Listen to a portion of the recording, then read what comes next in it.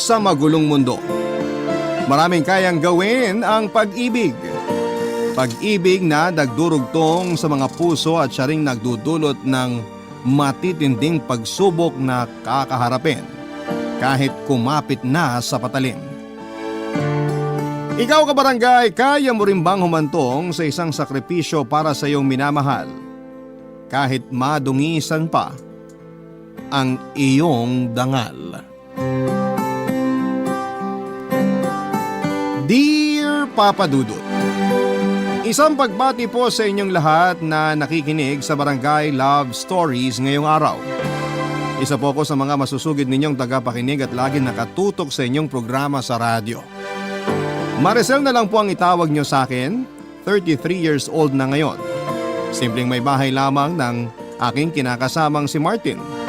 12 years na kaming nagsasama at mayroon na rin kaming 3 anak. 10 taon na ang panganay ko, 7 taon ang pangalawa at 3 taon naman ang bunso.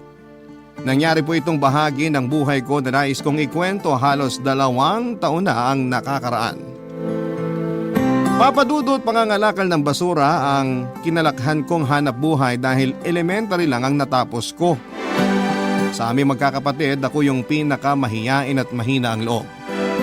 Maliit na babae lamang ako at may katabaan. Hindi rin ako kagandahan pero sapat na ang lahat ng katangian ko para magustuhan ni Martin. Madalas akong sinasabihan na walang diskarte at walang mararating dahil palagi lamang ako nasa loob ng bahay. Ngunit para sa akin ay kontento na ako sa buhay na meron ako. Kahit na sa buong buhay ko ay tutol ang aking ina sa mga naging desisyon ko sa buhay. Lalong-lalo na sa pagsasama namin ni Martin. Kasing edad lamang kasi ng aking ina si Martin at parang tatay ko na rin daw ito kaya gano'n na lamang ang pagtutol niya sa relasyon namin. 55 years old na si Martin noong magkakilala kami. Isa sa mga nagustuhan ko sa kanya ay ang maala Roy Vinson niyang datingan. Matangkad, mabigote at matikas tignan. Kaya naman kahit malaki ang agwat ng aming edad ay agad ko rin siyang nagustuhan. May 8 siyang anak sa yumao niyang asawa at lahat ay may mga trabaho na. Hindi magandang relasyon ng mga ito kay Martin dahil sa pananakit niya sa mga anak noon. Kaya wala ni isa sa mga ito ang kasama niya. Nang mag-decide na kaming magsama, Papa Dudut, ay doon na kami tumira sa bahay na tinutuluyan nila ng yumaong asawa ni Martin. Maayos naman ang sitwasyon namin noon at nakakaraos pa rin sa pang-araw-araw. Nagtatrabaho bilang construction worker si Martin at ako naman ang namamahala sa maliit naming tindahan. Kahit may mga naririnig ako noon tungkol sa mga pananakit niya, sa nauna niyang pamilya ay tila naging bingi at bulag na lamang ako dahil nararamdaman ko namang mahal na mahal niya kaming mag-iina, Papa Dudut.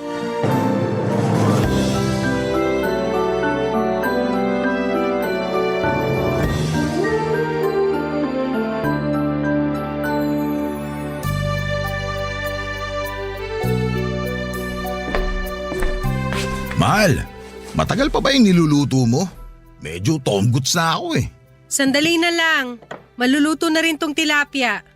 Pakitawag mo na nga yung mga bata para sabay-sabay na tayong kumain. Sige, tatawagin ko sila mamaya. O heto na yung tilapia. Teka, gagawa ko ng sausawan.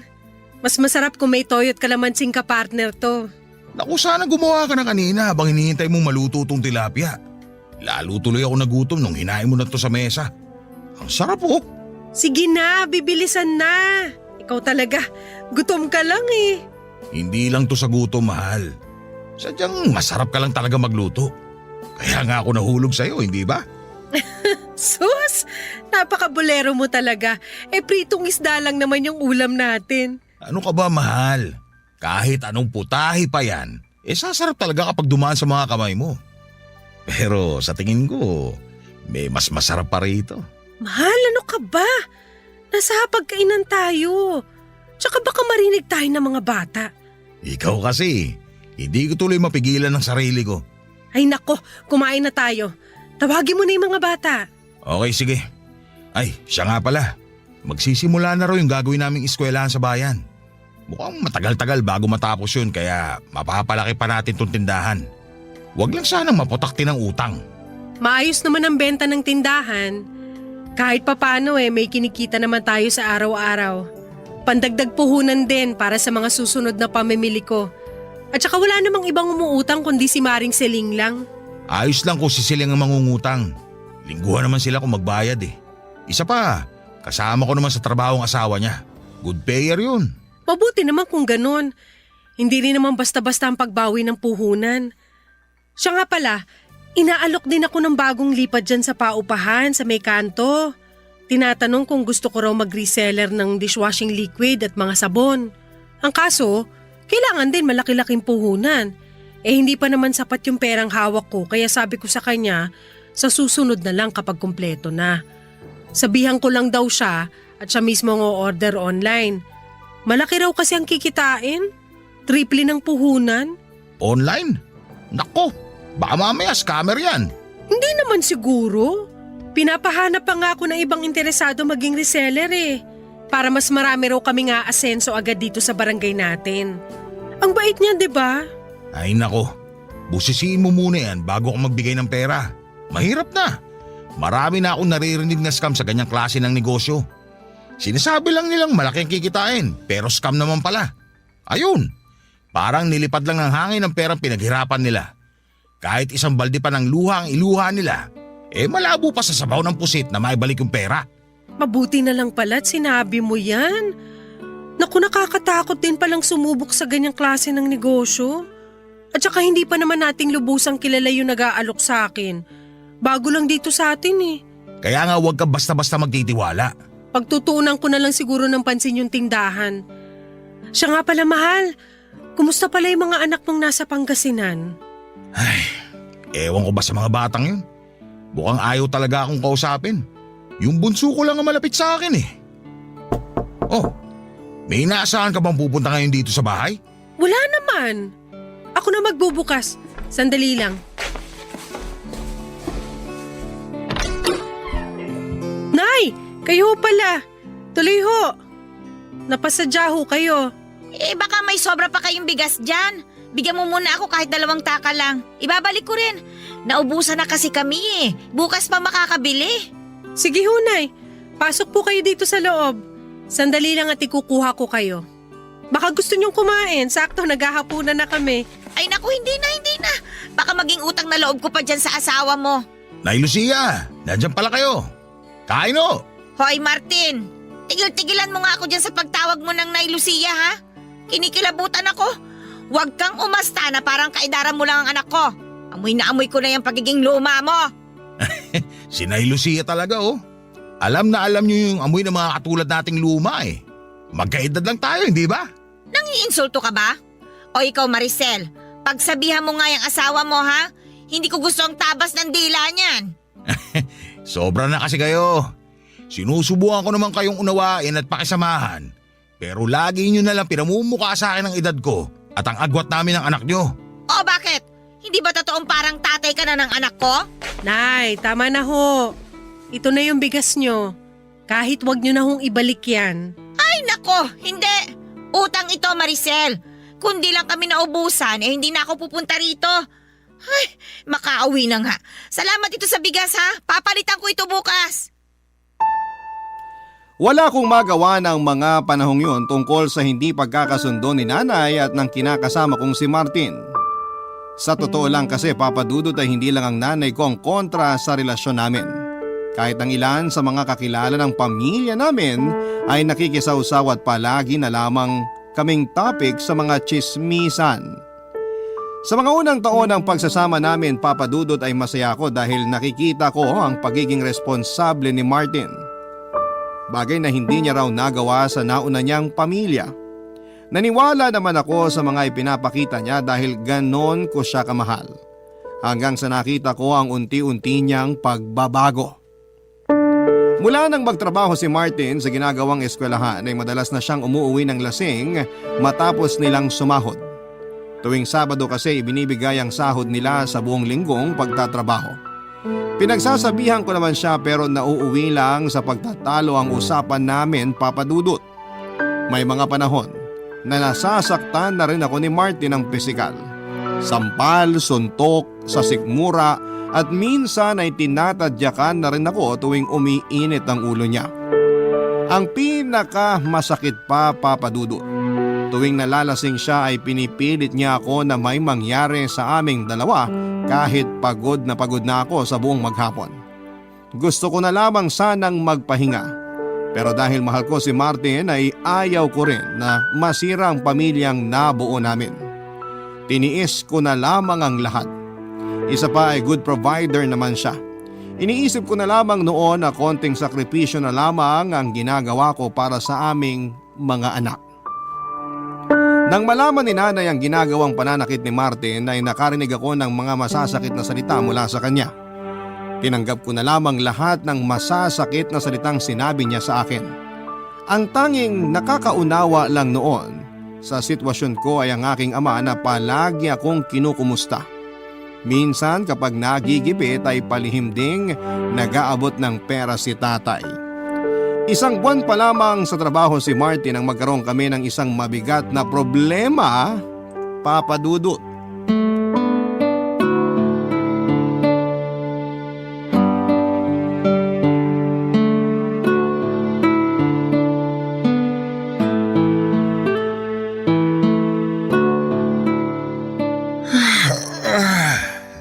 Ay, nakakapagod talaga.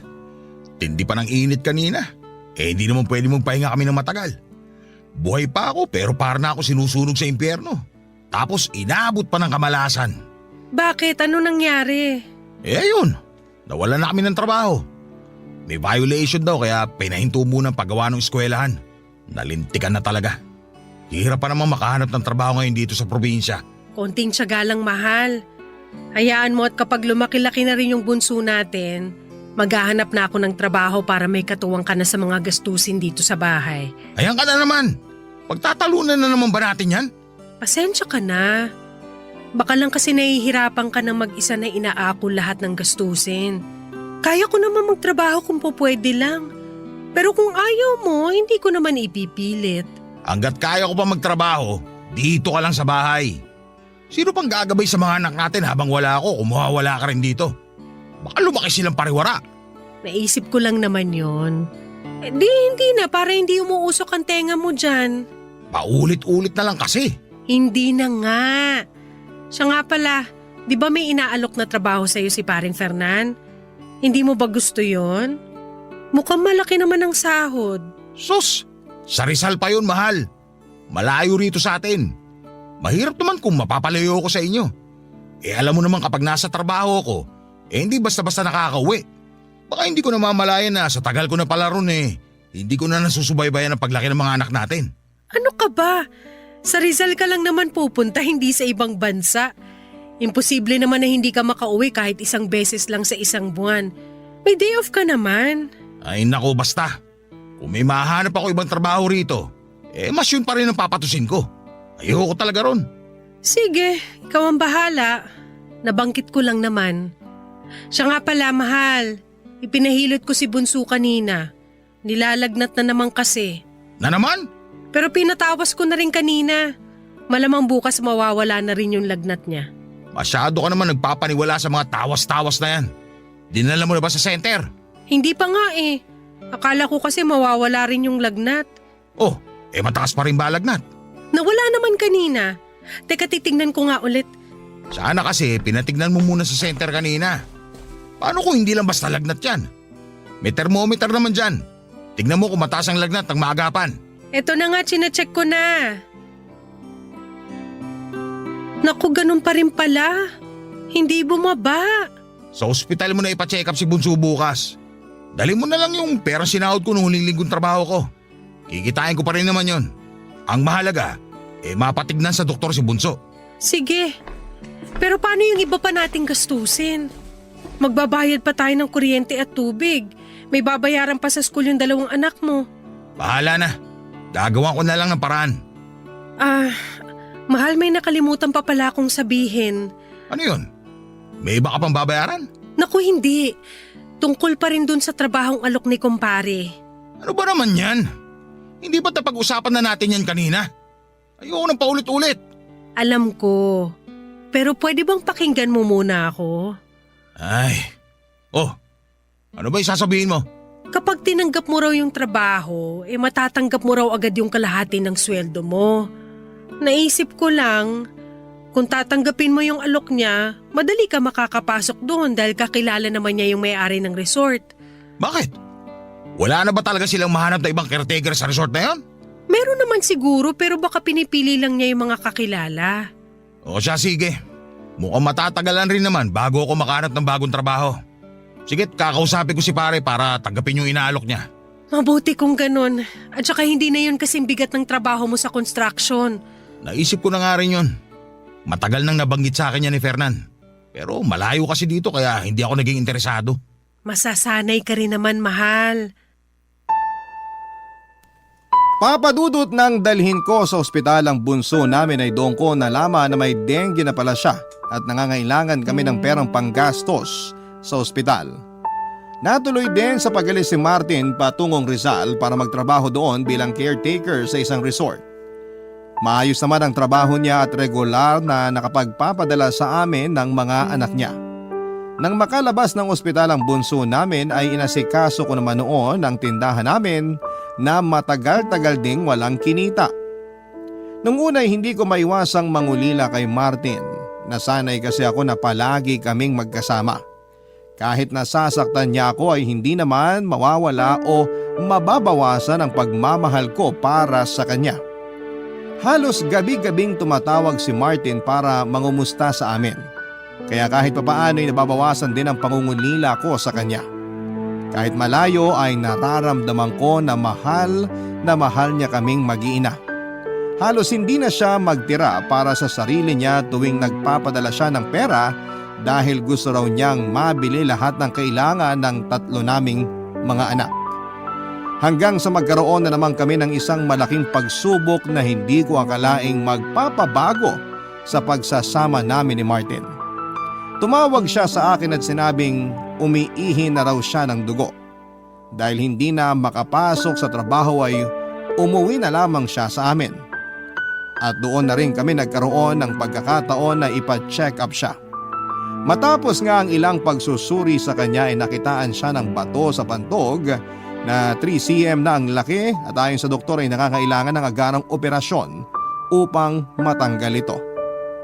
Nang mga panahong yon ay hindi ko na alam kung saan pa kukuha ng perang gagastosin namin. Wala na kasing natira sa huling sinahod ni Martin dahil sa check-up pa lamang niya ay napagastos na kami. Kinakailangan din siyang ilipat ng ospital dahil hindi na kaya ng ospital sa amin ang isasagawang operasyon sa kanya. At dahil nga sa desperada na ako noon ay naglakas loob ako na humingi ng tulong sa mga anak sa una ni Martin. Inaasahan ko na ang magiging reaksyon nila dahil batid ko na hindi pa nila kayang patawarin ang kanilang ama. Kaya hindi na rin sumama ang loob ko sa pagtanggi nila na magbigay ng tulong. Mabuti na lamang at may 2 sa kanila ang patagong nagpaabot ng kaunting tulong para sa panggastos naming mag-iina. Labis ko naman po yung ipinagpasalamat. Hindi ko rin inaasahan na ang bunso ni Martin sa una niya ang magpepresentang magbabantay sa ospital. Alam niya raw kasi na walang maiiwan sa 3 kong mga anak. Sa pag-uwi ko papadudot ay hindi ko inaasahan ang paglapit ng kumpare namin na si Fernan upang mag-alok ng tulong matapos malaman ang nangyari kay Martin. 34 years old na nga pala si Fernan ng panahong yon at nagtataka ako kung bakit wala pa rin siyang nobya o asawa kahit nagwapo naman siya. Sa katunayan ay nahahawig siya sa aktor na si Rudy Fernandez, maging ang kanyang pananalita. Yung pormahan pa niya ay laging nakapolo kahit na nasa bahay lang. Nangutang ako sa kanya ng 10,000 pero ang sabi niya ay libre na lamang yon. Laking tuwa ko naman sa kabutihang yon ni kumpare. Sa pag-aakalang libre nga talaga yon. Pero nang malaman kong may kapalit pala ang tulong na ibinigay niya ay tila gumuho ang mundo ko. Hindi ko kasi akalain na ang hihinging kapalit ni Fernan ay isang gabi na magkasama kami. At alam ko rin ang maaaring mangyari sa loob ng isang gabing yun, papadudot. Ni minsan ay hindi sumagi sa isipan ko na magpapagamit ako sa iba para lamang sa pera. Pero dahil wala na akong mahingan pa ng tulong at desperada na ako ng panahon na yon, ay tinanggap ko na lamang ang alok ni Fernan sa ngalan ng pera at para sa aking asawa. Barangay Love Stories. Barangay Love Stories. Papadudot, isang gabi lang ang kapalit ng 10,000 ibinigay ni Fernan. Diring-diri ako sa sarili ko matapos ang gabing yon. At sobra akong nanliit sa sarili ko dahil nagpagamit ako sa kanya sa ganong halaga lamang. Hindi ko magawang matulog ng mahimbing habang naiisip ang nakakadiring haplos niya sa katawan ko. Yun bang pakiramdam ko na kahit ilang ligo ang gawin ko ay hindi na mawawala ang dumi sa katawan ko na dulot ng isang pagkakasala kasama si Fernan. Buong akala ko ay doon na matatapos ang lahat, ngunit tumawag sa akin ang anak ni Martin para sabihin kulang pa raw ang perang una kong naipadala doon. Kinailangan namin kasing ilipat ng ospital si Martin. Sa pagkakataong yon ay sa Batangas na siya dinala, kaya naman sa ikalawang pagkakataon ay nagpagamit ako kay Fernan, kapalit ng parehong halaga. Sa hirap ng sitwasyon namin noon ay hindi ko na inisip ang magiging kahihiyan ko pagkatapos noon. Nang mag-offer pa si Fernan ng kung ano-anong makakatulong sa aming mag-ina ay hindi ko na lamang tinanggihan. Madalas siya sa aming bahay at doon na rin nagpapalipas ng gabi. Walang gabi na walang nangyayari sa amin, Papa Dudut. Tipong isang kalabit niya lamang ay alam ko na ang susunod na mangyayari. Doon ko rin natuklasan na hindi lamang likas na mahilig si Fernan kundi may lihim pala siyang pagtingin sa akin noon pa man. Dahil patuloy ako sa pagpapadala ng pera para sa gastusin sa ospital ay nagtaka na noon si nanay kung saan ako kumukuha ng pera. Alam naman niya na wala akong trabaho at matumal na rin ang benta ng maliit naming tindahan, lalo't halos hindi na ito nalalamnan. Mula kasi nang mawala ng trabaho si Martin ay hindi na ako muli pang nakapamili. Nahirapan na rin akong maningil kina Celine na malalaki na ang utang sa tindahan namin dahil nagkaroon din sila ng problema. Dahil madalas ding nakikita ni nanay na nagpupunta sa bahay si Fernan ay hindi na niya napigilang magduda. Nagpasya na siya noon na kausapin ako ng masinsinan, Papa Dudut.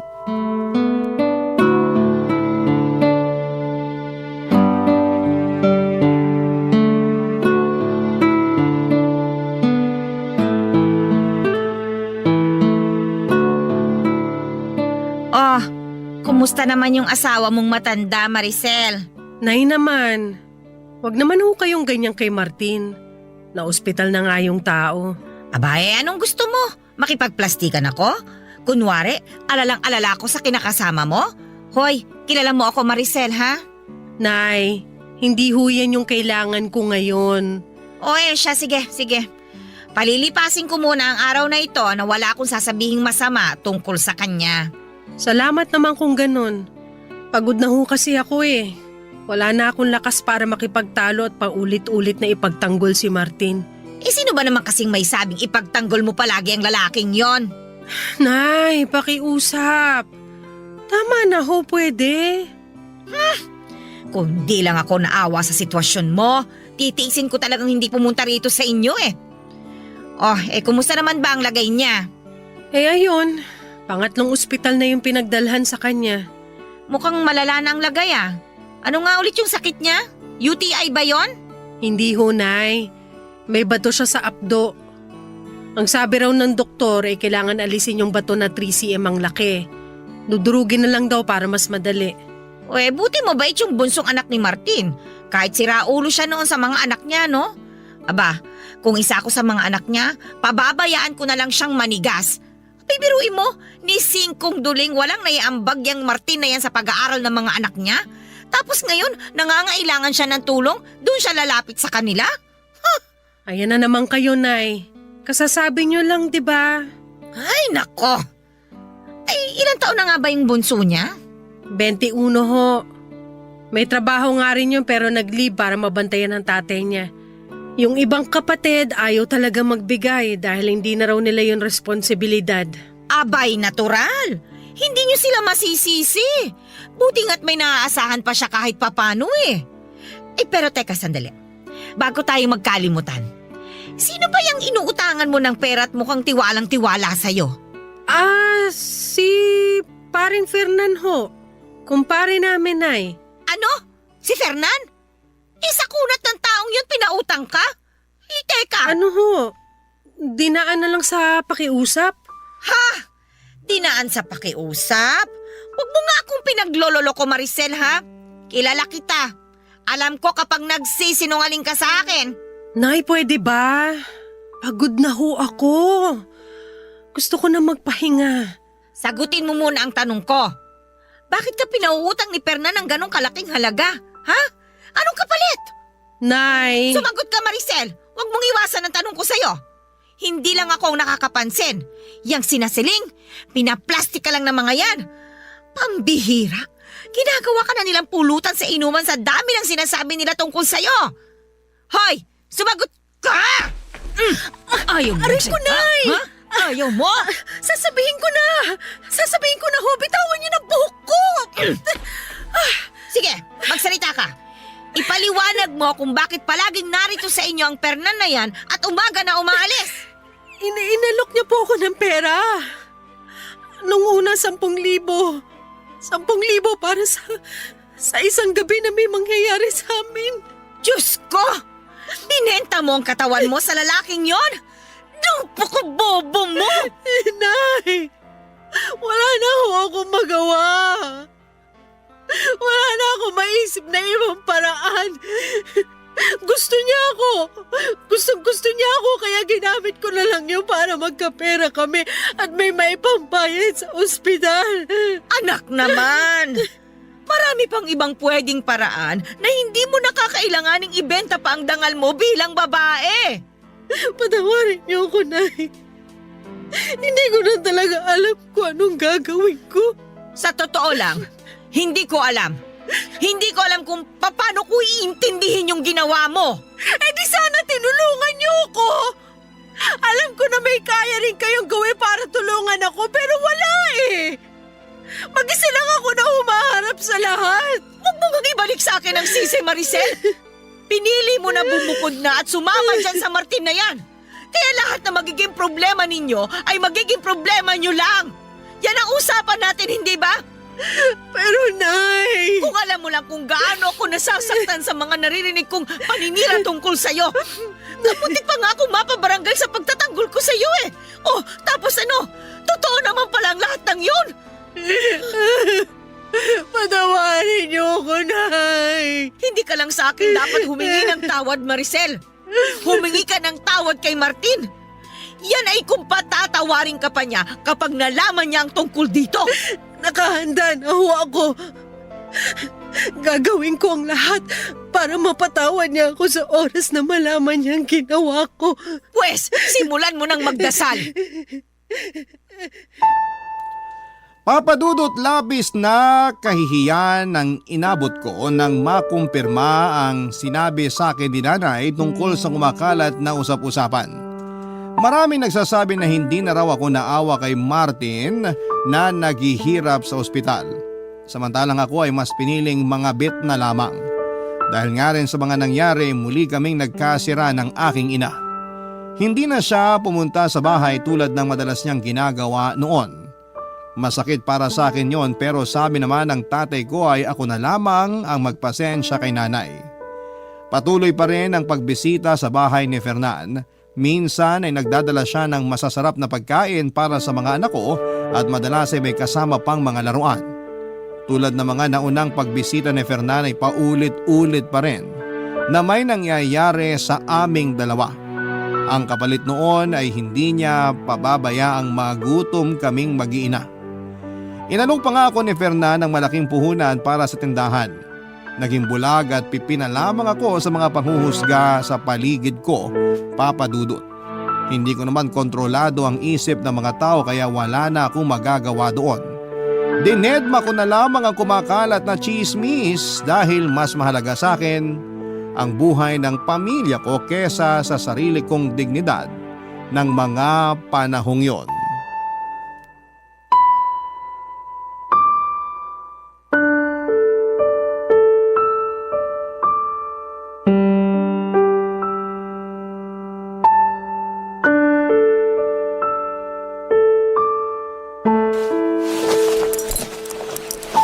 Pinaligaya mo na naman ako ngayong gabi.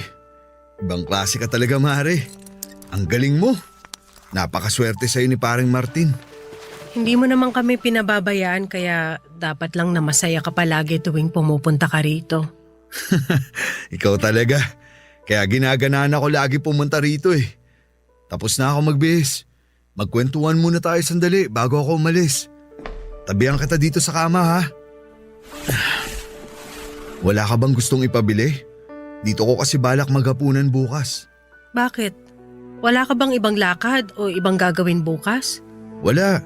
Yung iba pinakancel ko na para mas mapadalas pa ako rito. Ganun ba? Ikaw ang bahala kung dito mo talaga gusto maghapunan. Yan ang gusto ko sa'yo. Mabilis kang kausap. Hindi mo na ako pinahihirapan pa. Baka naman pwedeng isa pang kiss dyan. Anong kiss? Kota ka na nga kanina eh. Di ka pa ba nagsasawa? Halos makabisado mo na nga ang bawat sulok ng katawan ko. Ako naman to. Sige na, huwag ka nang pakipot. Huwag mo sabihing naiilang ka pa rin sa akin. Hindi no. Teka, kailangan ko na rin palang magbihis. Baka magising na yung bunso ko. Hindi ko pa yun natitimplahan ng gatas eh. Sandali lang. Usap muna tayo. Pero yung anak ko, Fernan. Sandali na lang naman to. Uuwi na ako mamaya. Pagbigyan mo na ako na sulitin ang natitirang oras ko rito. Ano ba kasing gusto mong pag-usapan? Halos lahat naman na pag-usapan na natin. Yung puhunan mo sa tindahan. Di ba't sinabi ko na rin sa'yo na hindi mo kailangan magbigay ng puhunan? Sobra-sobra nang naitulong mo sa aming mag-iina. Pero ako naman ang may gusto nun. Ang totoo niyan, hindi lang puhunan para sa tindahan ang makukuha mo kung sakali. Anong ibig mong sabihin? Simple lang, Maricel. Sumama ka na sa akin. Kahit isama mo pa ang mga anak mo. Kaya ko naman silang buhayin. At ikaw, kaya kitang pakasalan. Lahat ng meron ako, magiging sayo. Ano? Nababaliw ka na ba? Hindi yan kasama sa usapan natin, Fernan. Alam ko. Kaya nga inaalok kita ngayon. Iwan mo na ang asawa mo. Wala ka namang ibang mararanasan kundi hirap kapag siya ang kasama mo. At sino ka sa tingin mo para pakinggan ko ang sinasabi mo? Sa nanay ko nga pinaglaban ko si Martin tapos ikaw? Gusto mo na iwan ko siya para sa'yo? Desperada lang ako pero hindi pa ako nasisiraan ng ulo. Aba, at talagang ikaw pa ang mag-iinarte ngayon? Bakit? Akala mo ba sobrang ganda mo para kabaliwan ka? Mukha ka ng tuyot nang makuha kita. Pasalamat ka nga't nagtyaga pa ako sa'yo at nagbayad ng halagang sobra-sobra pa para ibayad sa karakas mong babae ka! Hayop ka? Ang kapal na mukha mo! Serbisyo ko lang ang binayaran mo at hindi yung buong pagkatao ko! Kaya wala kang karapatan na sabihin ako ng ganyan! Hoy Maricel, pwede ba huwag kang pa-virgin dyan? Matanda nga, pinatos mo. Tapos ako na higit na mas bata at kayang-kayang ibigay ang luho mo. Hindi mo pagbibigyan. Alam mo kung bakit? Dahil walang matinong babae ang magtsatsaga sa'yo. Maaaring papatulang ka lang dahil sa pera mo pero walang magkakagusto sa taong katulad mo, Fernan! Manahimik ka! Dami mong sinasabi! Pagkatapos mong pakinabangan ng pera ko, gaganyanin mo ako! Pwes, hindi ka magiging kawalan sa akin! Dahil kaya ko magbayad ng babaeng higit pa sa'yo! Kung ganun, ano bang ginagawa mo rito? Umalis ka na! Ako pa ngayon ang ipinagtatabuyan mo? Samantalang sa amin ni Martin, mas may silbi ako. Mas kaya kitang buhayin kaysa sa kanya. Ewan ko nga't bakit ang hina niyang kukote mo eh. Huwag mong ikukumpara sa'yo si Martin. Dahil siya, hindi na kailangan ng pera para magustuhan siya at mahalin. Hindi tulad mo. Kung wala kang pera, tatanda ka na lang na mag-isa dahil walang matinong babae na magmamahal sa'yo. Sumusobra ka ng hayop ka ha? Walang niya ka talaga! Umalis ka na! Hayop! Talagang aalis ako, pero hindi ka pabayad sa lahat. Babalik ako rito para maningil at wala ka nang magagawa. Sabi na umalis ka na! Umalis ka na habang nakakapagtimpi pa ako sa'yo! Babalik ako! Tandaan mo, Maricel, sa laki na nang naibigay ko sa'yo, pagmamay-ari ko na ang katawan mo! Papadudot, labis kong pinagsisihan ang ginawa kong pagpapakababa ng pagkatao kay Fernan ng dahil sa pera. Marahil kung may mas mabilis lang na paraan noon para makakuha ko ng perang para sa pampaospital ng asawa ko ay ginawa ko na, Papadudot. Batid ko na maraming mga kabarangay ang maiinis sa akin dahil sa mga sinasabi kong ito. Pero kahit ako ay hindi lamang inis kundi galit ang nararamdaman ko sa sarili ko ng panahong yon. Sinubukan ko makipag-ayo sa aking ina at humingi ng payo sa kanya kung ano ang dapat kong gawin kahit na alam kong imposible nang matakasan ang nagawa kong pagkakasala hanggang sa panahong yon ay umiiral kasi ang pagiging mahina ng loob ko. Sa kabila ng naging pagtatalo namin ni Fernan at palitan ng mga masasakit na salita ay pumupunta pa rin siya sa bahay ngunit tuwing gabi na lamang. Katwiran niya ay kasama pa rin yon sa mga naibigay niyang pera. Papadudot, may isang gabi na naabutan kami ni nanay sa kusina. Sakto pa noon na may ginagawa si Fernan sa akin. Galit na galit si nanay at agad na pinalaya si Fernan. Binantaan niya ito para tuluyan na akong tigilan. Sinabi naman ni Fernan na babawiin niya ang perang ibinigay niya sa akin pero silang dalawa na ni nanay ang nag-usap tungkol doon. Lumipas nga, Papadudot, ang mga araw at hindi na nagpakita sa akin si Fernan. Tila nabunuta naman ako ng tinik dahil ni sa panaginip, Papadudot, ay hindi ko gugustuhin pang makita siya. Barangay Love Stories. Barangay Love Stories. Mahigit isang buwan ding nagpapagamot si Martin, Papadudot, bago siya nakauwi sa amin upang doon na lamang lubusang magpagaling. Masaya ako sa pagbabalik niya pero hindi mawala sa akin ang takot. Sakaling malaman na niya ang tungkol sa namamagitan sa amin ni Fernan. Alam ko na hindi malabong makarating sa kanya ang mga nangyari dahil kalat na ang chismis sa barangay namin.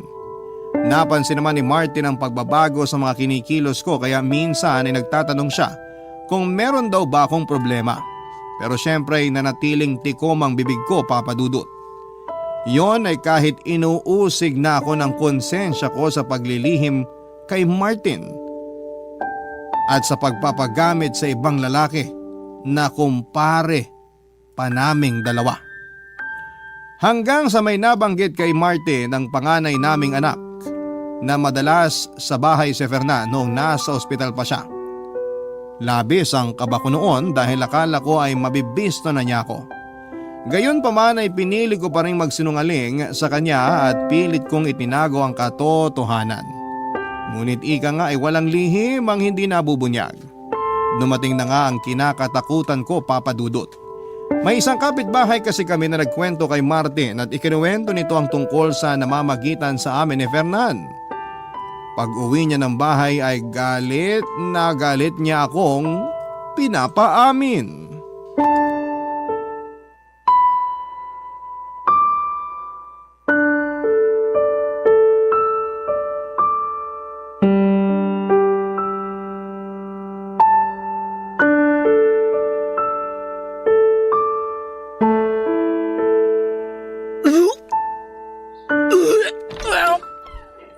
Maricel, ano nangyayari? Bakit ka nagsusuka?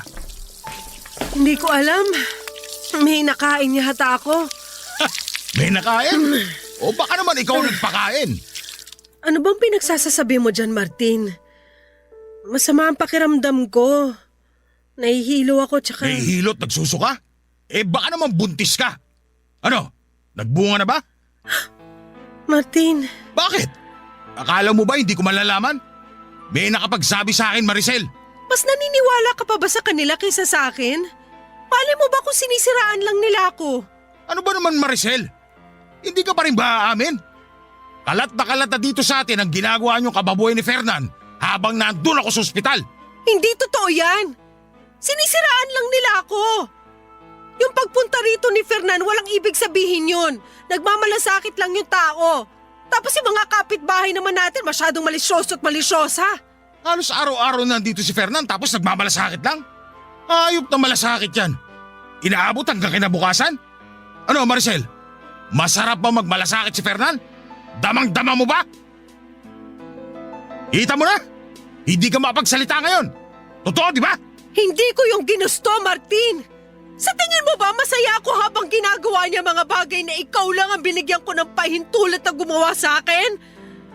Tiring-tiri ako sa sarili ko at nanliliit ako dahil hindi ko akalaing papatusin ko ang alok niya. Pero pinatos mo pa rin. Nagpagamit ka pa rin sa kanya. Mga baboy kayo! Ang sakit mo naman magsalita.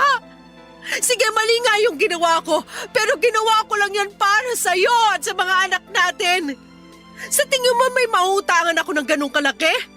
Wala magtitiwala sa akin dahil mukha ako mas mahirap pa sa daga. Wala na tayong kapera-pera at wala na rin tayong ibang aasahan. Anong gusto mong tubukin ngayon? Na dapat pa ako magpasalamat? Dahil nagpakalipin ka sa kama kasama ang Fernan na yon? Wala nga akong nakitang pagsisisi sa'yo nung unang dating ko rito eh. Kung talagang nagsisisi ka, sana sinabi mo na lang kagad ang totoo. At hindi mo na ako pinabukang tanga. Nakakagago eh! Martin! Tama na! Tumigil ka na!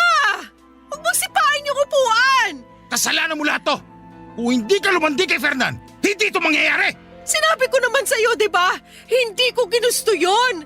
At wala rin kaming relasyon ni Fernan. Ah, ganon? Wala nga ba talaga? Kilala ko ang lalaking yun, Maricel. Umamin ka nga. Ilang beses na may nangyari sa inyo ni Fernan? 5? O baka higit pa? Hindi ka na nahiya sa mga anak natin? Ang babata pa nila, pero nakikita nila dito na kinakalantari ka na ibang lalaki. Hindi ko hinayaan makita ng mga bata yon. At ano? Dapat ko pa ikatuwa na hindi mo naman pala pinapakita sa kanila ang kababuyan nyo? Hindi yun ang ibig kong sabihin. Pero wala eh. Kahit naman yata anong sabihin ko, baliwala rin sa'yo. Unawain mo rin naman ako. Masisisi mo ba ako, Maricel? Ni hindi ko nga kayang isipin na may nangyayari sa inyo ni Fernan sa bawat gabi na nangungulila ako sa inyo mag-iina. Sige nga. Kung hindi ko ginawa yon, sino bang tutulong sa atin? Lahat ang nilapitan ko. Halos magmakaawa na rin ako sa mga kapatid mo pero wala ni isa sa kanila nagpaabot ng tulong. Sobrang hirap, Martin! Huwag mo nang ipilit na tama ang ginawa mo. Malandi ka! Isipin mo na ang gusto mong isipin, pero mas gugustuhin ko pa magpagamit sa iba kaysa mamatay sa gutom ang mga anak natin. Pambihira ka naman, Maricel. Alam ko na ginawa mo lang yun para sa akin. Pero mas gugustuhin ko pa maghirap kaysa gawin ka kasangkapan ng ibang tao para sa makamundong pagnanasa. Yun ang hindi ko matatanggap. Maniwala ka, Martin! Hindi ko ginusto yun! Naging desperado lang talaga ako dahil agarang operasyon ang kailangan mo nun! Ganon kita kamahal! Pinagaling nga ako ng perang galing kay Fernan. Pero alam mo, itong puso ko naman ang binigyan mo ng sakit. Umalis ka na rito. Ayoko na makita ang pagbumukha mo. Huwag, Martin! Huwag mo naman gawin sa akin to. Yung mga anak natin, paano sila? Kailangan nila ako. Pakiusap, huwag mo naman paabutin sa ganito. Buo na ang desisyon ko, Maricel. Lumayas ka sa pamamahay ko! Isasama ko ang mga bata! Wala kang isasama ni isa sa kanila! Napapaliw ka na ba? Kailangan ako ng bunso natin. Kung paalisin mo ako rito, isasama ko siya. Hindi ko hayaang mapabayaan ang bunso natin ang dahil siya sa galit mo. Labas! Lumayas ka at huwag na huwag kang babalik pa rito! Oy, teka, ano ba nangyayari dito? Bakit hindi mo tanungin yung malandi mong anak? Ha! Teka! Siguradong alam mo na ang tungkol doon. Baka nga ikaw pa mismo nagtulak sa anak mo na landiin si Fernan dahil alam ko hindi mo ako gusto para sa kanya! Tatanga-tanga ka pala eh. Anong akala mo sa akin, bugaw? Hoy Martin ha, baka nakakalimutan mo. Kung hindi dahil sa anak ko, baka pinaglalamayan ka na ngayon. At talagang kinukonsinti mo pa tong anak mo na tumiyaya sa iba? Yan na pala ngayon ang pamantayan ng pagiging ulirang ina? Tama na! Pakiusap! Tama na! Pagsabihan mo yung ina mong mahilig makisawsaw. Bungangera lang pero wala namang ibubuga. Kala mo kung sino mabuting ina. Huwag mong questionin ang pagiging ina ko. Wisit ka! Umalis na kayo! Magsama kayo mag-ina! Mga salot! Nay, wag niyo na patulan. Sige na. Umalis na lang tayo rito. Pinagtitinginan na tayo ng mga tao. Papa Dudut, tila pinagsakluban ako ng langit at lupa nang palayasin ako ni Martin. Naisama ko naman noon ang bunso naming anak. Dahil naisip din ni Martin na hindi niya kakayanin ang pag-aalaga sa bunso namin. Lalo't nagpapagaling pa siya. Ang dalawang anak namin ay naiwan sa kanya. Pansamantala akong nakituloy sa mga magulang ko habang naghahanap ng mapapasukang trabaho. Dahil napatawad na ako ni nanay at likas namang maunawain si tatay, ay walang naging problema ang pagtuloy ko sa kanila. Si nanay na rin ang tumulong noon sa akin sa paghahanap ng trabaho sa bayan dahil may mga kakilala naman siyang naghahanap ng tindera sa palengke. Tungkol naman kay Fernan ay wala na akong naging balita pa sa kanya at hindi ko na rin gugustuhin pang malaman ang kahit na ano tungkol sa lalaking yon. Pero nakarating pa rin sa akin ang bali-balitang lumipat na raw ito ng tirahan. Makalipas ang ilang linggo, Papa Dudut, ay dumating ang isa na namang pagsubok sa akin. Ilang araw na rin kasi ako noon na nakikitaan ng mga sintomas ng pagbubuntis. Tutol man ako sa ideyang iyon dahil alam ko kung sino ang posibleng ama ng dinadala ko. Sakaling buntis nga talaga ako ay minabuti ko pa rin magpatingin sa doktor. Hanggang sa nakumpirma ko nga ang aking pagbubuntis. Pero dahil sa stress at pagod sa pagtatrabaho ay nakunan ako. Nakarating sa bunsong anak ni Martin sa unang asawa ang mga nangyari. At hindi ko lubos akalain na eto pa mismo ang kukumbinsi kay Martin na makipagbalikan sa akin. Ipinaunawa nito kay Martin ang naging sitwasyon ko noon at lahat ng hirap na dinanas ko bago magkaroon ng perang maipapadala para sa pampahospital niya. Kaya naman nagulat na lamang ako nang may biglang dumating sa bahay ng mga magulang ko.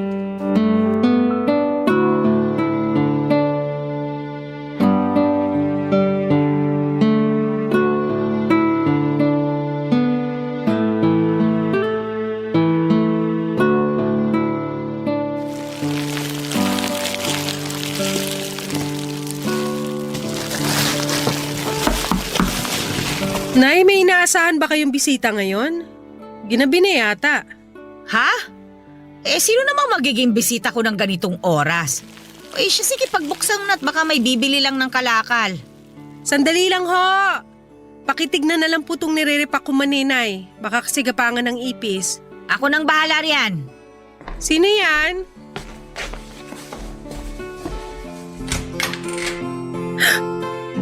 Martin? Maricel, pwede ba tayo mag-usap? Mag-usap? Tungkol saan? Tungkol sa ating dalawa. Sa pamilya natin. Kung okay lang sana. Sino bang nariyan, Maricel? Magandang gabi ho, Nay Lucia. Ay, anak ng teteng, oo. Anong ginagawa ng walang hiyang yan dito? Paalisin mo yan, Maricel, ha? Naaalibadbaran ako sa pagbumuka niyan. Mas gugustuhin ko pang aswang ang dumalaw ngayong gabi kaysa sa matandang yan. Grabe naman ho kayo. Gusto ko lang makausap si Maricel para humingi ng tawad sa kanya. Aba, bakit? Sigurado ka bang patatawarin ka ng anak ko? Nako ha, Maricel, sinasabi ko na sa'yo. Tigilan mo ang kagagahan mo.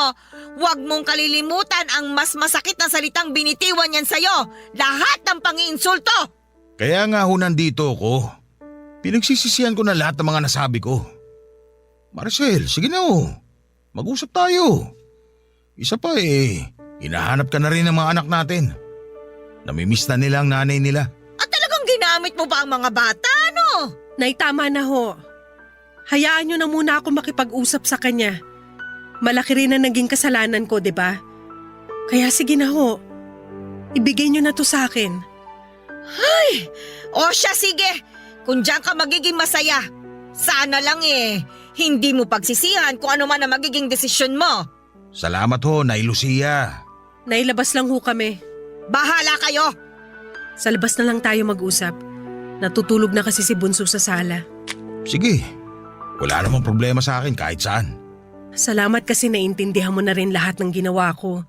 Hindi ko naman talaga gagawin yon kundi lang tayo kapos sa pera. Hindi mo na kailangan pang ulitin ang paghingi mo ng tawad sa akin, Maricel. Sapat na yung mga sinabi mo nung huli tayo nag-usap. Ibig bang sabihin? Oo, Maricel. Napatawad na kita. At kung po pwede sana, bumalik ka na ulit sa bahay. Pwede pa ba? Oo naman. Sino ba naman ako para tumanggi? Walang gabi na hindi ko ipinagdarasal na mapatawad mo na ako at bumalik na sa dati ang samahan nating dalawa. Yung magiging buo ulit ang pamilya natin. Hindi mo na kailangan ipagdasal yun ngayon. Nandito na ako. Kukunin na kita talagaan ulit gaya ng dati. Talaga? Hindi ka na ba talaga galit sa akin? Hindi ka nandidiri? Tungkol dyan, pasensya ka na sa lahat ng nasabi ko. Alam kong nasaktan kita ng sobra kaya pinagsisisihan ko yun. Tinatanggap ko naman ang paghingi mo ng tawad. Mahal na mahal kita, Maricel. Mahal na mahal din kita, Martin. Salamat sa pagtanggap mo ulit sa akin. Pangako, hinding-hindi na yun mauulit. Ikaw at ikaw na lang ang magiging lalaki sa buhay ko. Siya nga pala, may trabaho na ako ulit at nakapag-ipon-ipon din ng konti. Sisipagan ko pa para lumaki ang iniipon kong pera para sa kasal nating dalawa. Talaga? Naku, ikaw talaga. Masyado mo naman agad akong pinasasaya. Yun ay dahil karapat dapat ka lang napakasalan. Kaya, paano ba yan? Wala nang ibang pwedeng umangkin sa'yo. Ako lang. Tagumpay akong nakabalik sa bahay ni Martin kasama ang bunso naming anak. Napakasaya ng mga anak namin nang muling mabuo ang pamilya namin. Maging ako ay walang pagsidla ng saya dahil sa muling pagtanggap sa akin ni Martin. Ipinakita niya rin ang pagbabago niya sa ikalawang pagkakataon na nagkasama kami sa iisang bubong. Hindi na siya yung dating Martin na mapanakit at lasenggo. Nang magkaroon ng magandang trabaho na inalok sa kanya sa ibang lugar ay tinanggap na niya nang walang pag-aalinlangan. Pumayag naman ang mga anak niya sa unang asawa na ibenta na lamang ang bahay na dati naming tinitirhan bilang tulong na rin sa amin. Si Fernan naman, ang huling balita ko ay nagkaroon daw ng AIDS dahil sa iba't ibang babae na nakakasiping nito. May usap-usapan pa na nagtago na raw ito dahil sa kahihiyan. Sa ngayon, Papa Dudut, ay nakapagpagawa na kami ng bagong bahay at nakapagsimula na rin ang isang maliit na negosyo. Ikinasal na rin kami ni Martin at nadagdagan pa ng isang anak na babae. Palagi rin kaming nakasubaybay sa inyong programa na naging libangan na naming mag-iina, lalong-lalo na naming mag-asawa. Maraming salamat po sa pagbabahagi ninyo sa aking kwento. At ganoon din po sa lahat ng mga kabarangay na nakikinig ngayon. Taos-pusong pasasalamat din po sa Barangay LS sa pagbibigay ng pagkakataon sa amin na maitampok ang aming kwento sa Barangay Love Stories. God bless po, Papa Dudut. Ang inyong forever kapuso at kabarangay, Maricel. Nagustuhan ng iyong napakinggan? Ituloy yan via live stream sa www.gmanetwork.com/radio. Barangay LS 97.1 Forever!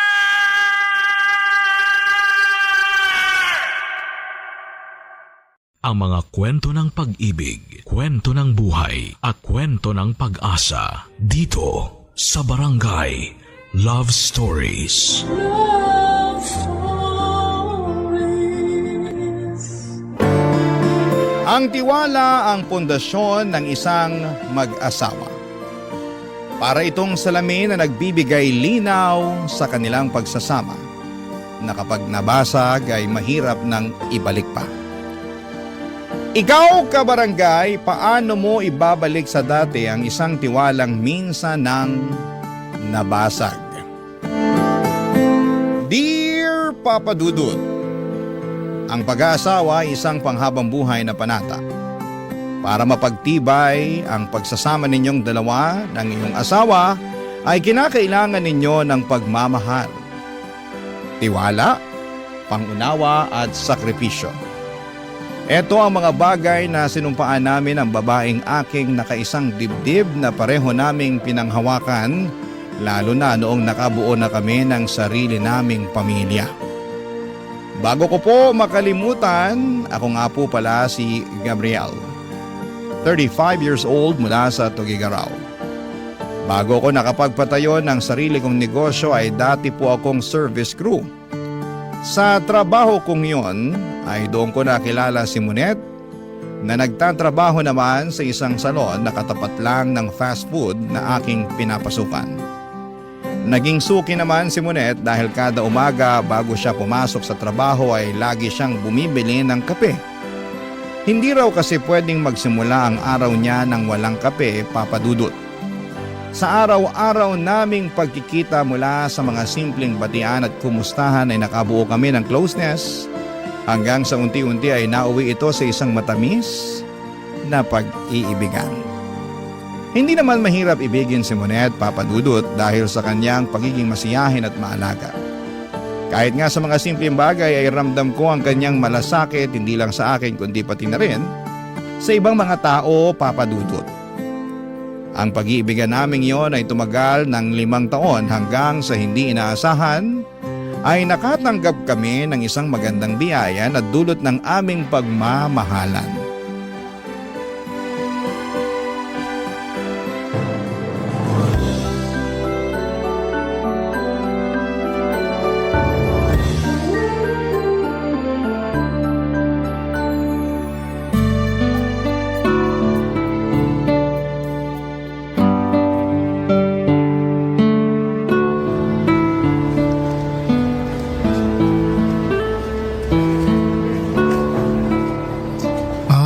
Atsara? Oo, yun nga. Pipinan na inatsara. Yun yung gusto ko ngayon. Ang lala mo namang mag-crave. Bakit? Naglilihi ka ba? Daig mo pa buntis ah. Paano kung buntis nga ako? Sus, paano ka naman mabubuntis? Teka ha. Monet, buntis ka ba? Uy, Monet, huwag ka namang magbiro ng ganyan.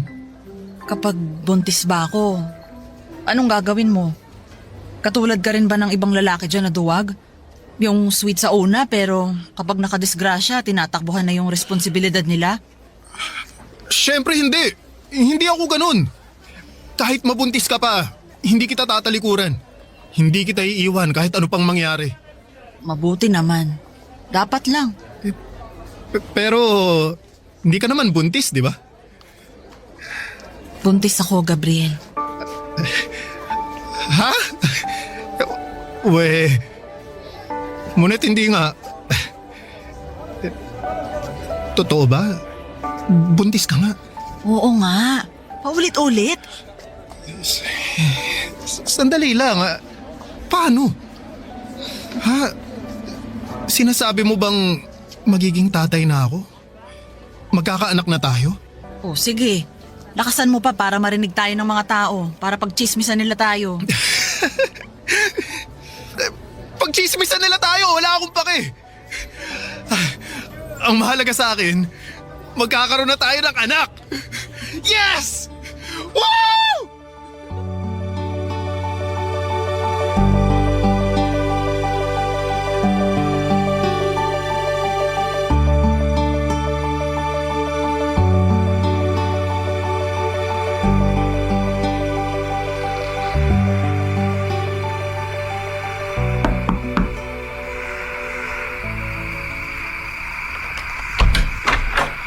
Gabriel! Magandang gabi, Monet. Talagang nagbihis ka talaga para sa gabing to, ha? Siyempre naman. Nagdala rin ako ng makakain, oh. Heto, pansit. Salamat. Teka, mag-isa ka lang? Wala ka bang kasama? Busy yung kapatid ko sa trabaho, eh. Hindi niya ako masasamahan ngayon. Tapos si tatay, alam mo namang hindi makakapunta yun kasi bedridden na. Pwede ba yun? Mamamanhikan ka ng mag-isa ka lang? Wala naman sigurong masama, di ba? Ang mahalaga, nandito ako para ipakita sa mama mo kung gaano ako kaseryoso sa'yo. Naku, ewan ko sa'yo. Halika na, pumasok ka na. Kanina ka pa inaantay ni Mama. Sige. Ma, nandito na po si Gabriel. Magandang gabi po, Tita Imelda. Magandang gabi rin. Mag-isa ka lang? Opo nasa trabaho po yung kapatid ko. Gustuhin man niya, hindi na po niya ako masasamahan ngayon. Ganun ba? Siya sige, maupo ka muna. Salamat po. Maiwan ko na po muna kayo ha. Ihahanda ko lang yung dalang pagkain ni Gabriel. Nasabi sa akin ni Monet kung bakit ka na pa rito. Sigurado ka na ba talaga riyan sa desisyon yung dalawa? Opo, pakakasalan ko po ang anak niyo. Kung yun ay pahihintulutan niyo po ako. Sa totoo lang, nung una, hindi ako pabor sa pinaplano niyong dalawa. Wala kayong ipon at kung tutuusin, hindi pa kayo tuluyang nakatatayo sa mga sarili niyong mga paa. Pero ano pa nga bang magagawa ko? Buntis na si Monet at wala nang ibang direksyon na dapat patunguhan yung pagsasama niyo kundi sa simbahan na. Kung ganun, pumapahayag po kayo na ikasal na kaming dalawa? Katulad nga ng sinabi ko, wala naman akong magagawa. Buntis na si Monet. Pero sa isang kondisyon, Gabriel. Sige po, ano po yun? Wag na wag mong lolokohin ang anak ko. Alagaan at mahalin mo siya, katulad ng ginagawa namin sa kanya. Pangako po. Ano man ang mangyari, hindi ko po siya iiwan. Hindi ko siya lolokohin, kundi paglilingkuran ko siya hanggang sa tumanda kami. At dahil nga sa pagkakaroon namin ng sariling pamilya ay napagtanto ni Monet na hindi sapat ang pagiging service crew at hairstylist niya para maibigay namin ang lahat ng pangangailangan ng anak namin. Kaya naman ang ginawa nito ay naghanap siya ng ibang trabaho. Noong tumungtong sa 2 taon, ang anak namin ay naisipan niyang mag-apply sa BPO at mapalad naman siyang nakapasok bilang customer service representative. Papadudot, aminado ako na malaki ang naitulong ng bagong trabaho ni Monet sa buhay namin. Hindi man maganda sa pakiramdam na mas malaki ang kinikita ng asawa ko kumpara sa akin ay malaki pa rin ang pasasalamat ko na dahil sa kanya ay natutustusan namin ang lahat ng pangangailangan ng anak namin. Ang hindi lang magandang aspeto sa trabaho niyang yon ay nagkahiwalay kaming dalawa dahil nasa Maynila ang trabaho nito. Noong nakapag-ipon ay binigyan ako ni Monet ng puhunan para maipatayo ko na ang negosyo na matagal ko nang inaasam. Isang pansiteria.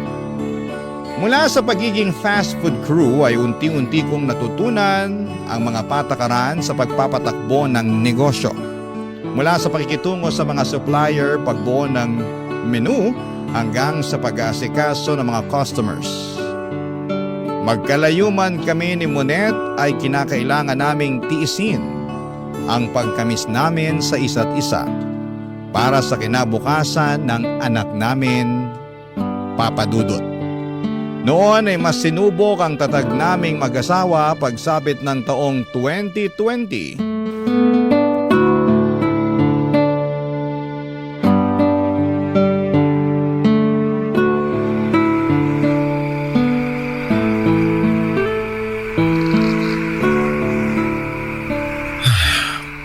Nakauwi na kaya si Monet?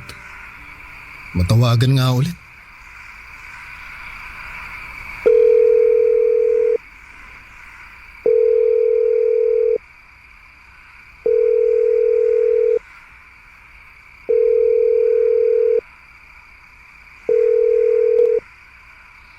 Hello? Gabriel? O Monet, mabuti naman sumagot ka na. Kanina pa kita tinatawagan eh. Pasensya ka na ha. Hindi kita masagot kanina. Nasa jeep kasi ako eh. Okay lang. Ano, nakauwi ka na ba sa apartment nyo? Oo. Kararating ko lang. Alam mo ba na nagkakaubusan na ng alcohol at gamot dito sa lugar namin? Hala? Bakit? Dahil nga dun sa virus daw na kumakalat. Yung coronavirus ba? Oo, nakakatakot nga yun eh. Ang sabi, nakapasok na raw yung sakit dito sa Pinas. Oo, kaya nga nag-uunahan na yung mga tao dito na makabili ng alkohol eh. Inabot nga ako kanina ng 2 oras sa grocery para lang dun sa 2 alkohol lang. So far, wala namang ganyan dito sa Maynila. Syempre, maraming bilihan dyan sa inyo. Dito, ilan lang yung mall at saka grocery dito. Baka naman masyado lang kayong OA dyan. Ang sabi naman sa balita, huwag mag-alala eh. Paano hindi mag-aalala yung mga tao bali-balita na magkakaroon daw nung lockdown? Talaga? Wala namang ganyang balita dito ah. Naku, anong wala? Dyan nga ata sa Maynila unang nag-announce na magkakaroon ng quarantine. Ala, totoo ba? Hindi na kasi ako masyadong nakakanood ng balita. Nakakatakot naman. Ganun na ba talaga kaseryoso? Oo, kalat na kalat yan sa social media. Naku, Munit, umuwi ka na lang kaya muna dito sa probinsya. Gabriel, hindi ko pwedeng iwan yung trabaho ko rito. Mas mahalaga pa ba yan kaysa sa kalusugan mo? Paano kung mahawa ka ng virus dyan? Masyado ka namang nagpapadala sa mga balita. Siguraduhin mo munang totoo yung sinasabi nilang quarantine. Baka mamaya fake news lang pala yan. Alam mo naman ngayon sa social media, nagkalat na ang fake news. Ay, basta mag-iingat ka dyan ha. Magdala ka rin ng alkohol mo at kung maaari, huwag ka munang makihalubilo sa maraming tao. Oo, huwag kang mag-alala. Lagi akong may dalang sanitizer. At saka Munet, kapag nag-announce sila ng quarantine, umuwi ka na agad dito ha? Oo na. Sige na, maliligo muna ako. Malagkit ko na eh. Tawag na lang ulit ako mamaya ha? Oh, sige. Bye-bye. Bye.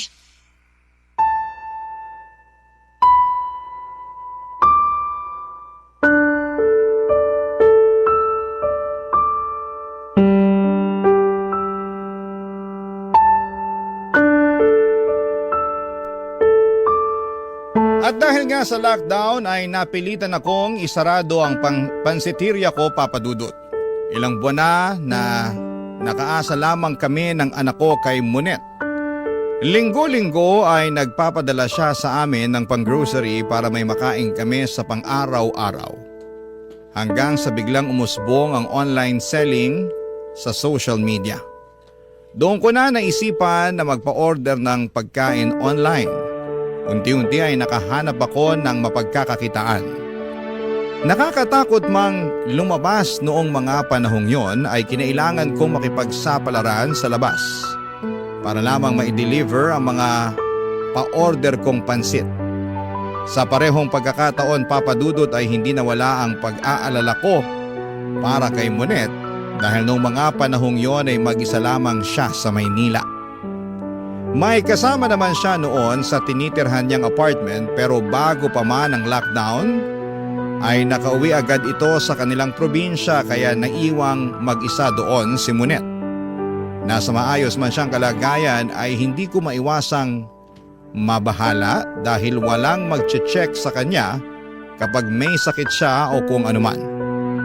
Kaya naman bilang asawa ay ginawa ko ang lahat para matiyak na nasa mabuting kalagayan sa pagdaan ng bawat araw ang asawa ko. Hindi natatapos ang araw nang hindi ko siya natatawagan para masigurado kung safe siya. Oras-oras ay kinukumusta ko siya kahit na nakukulitan na siya sa akin. Mapanatag lamang ang kalooban ko. Pero sa sobrang pag-aalala para sa kalagayan ng asawa ko ay hindi ko inaasahan na ako palang malalagay sa kapahamakan, Papa Dudut. Barangay Love Stories. Barangay Love Stories. Naging mahirap ang buhay namin noong pandemic, Papa Dudut. Mahigit 1 taon ding iisa lamang ang naging routine ko. 4:00 pa lamang ng madaling araw ay lumalabas na ako para mamili ng mga rekados na gagamitin ko para sa pansit na pa-order ko online. Gamit ang motor na hinuhulugan pa namin noong mga panahong yon ay araw-araw po akong nagdi-deliver.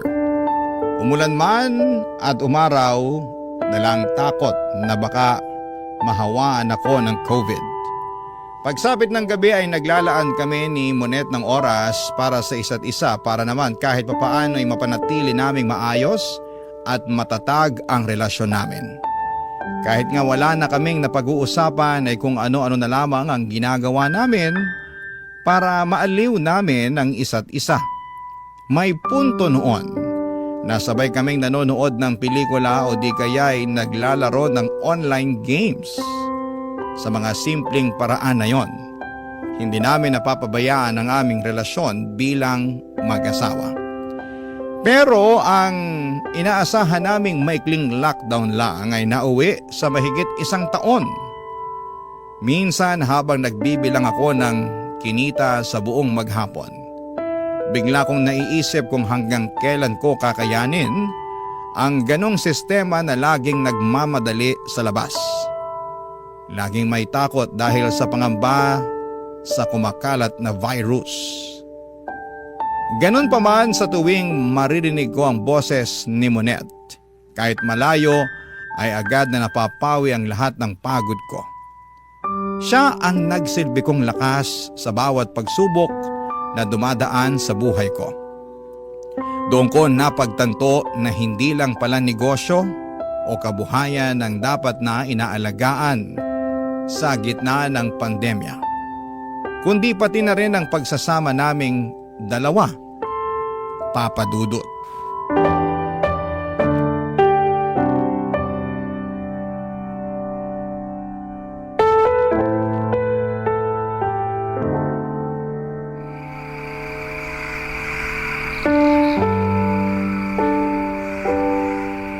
Mabuti na lang pinayagan kayong mag-work from home no? Oo nga eh. Walang choice yung company namin kasi bawal lumabas. Kaysa tumigil sa operation, dinala na lang nila yung trabaho sa bahay. Pero at least, kumikita pa rin. Ako, yung pansiteria ko, inaagyaw na dun. Pero sabi mo, kumukuha ka ng orders online, di ba? Oo, may mga mangilan-ngilan namang umu-order sa akin. Pero syempre, hindi na katulad ng dati yung kinikita ko kasi kailangan ko pang mag-deliver. Ang mahal ng gas. Bakit kasi hindi ka maningil ng delivery fee? Yung free delivery na nga lang yung dahilan kung bakit may mga customer pa ako Maniningil pa. O siya, basta mag-ingat lang kayo dyan ha. Paakyat pa rin ang paakyat yung kaso ng COVID ngayon nakakatakot. Oo, nag-iingat naman ako. Ang problema ko, itong anak natin ngayon, sinisipon. Si Angel? Pinaiinom mo ba siya ng gamot? Oo, may gamot siya rito. Kung ipa-antigen mo kaya, baka mamaya COVID na yan. Hindi naman siguro, hindi siya lumalabas ng bahay Paano siya magkaka-COVID? Ikaw lumalabas ka ng bahay. Hindi mo lang alam, baka carrier ka na pala ng virus tapos nakuha ng anak mo. Wala naman akong sipon. Kahit na. May tinatawag tayong asymptomatic. Yung may virus pero walang sintomas. Sige. Sige, ipapa-antigen test ko siya bukas para masigurado. Sige. Pati ikaw na rin ha?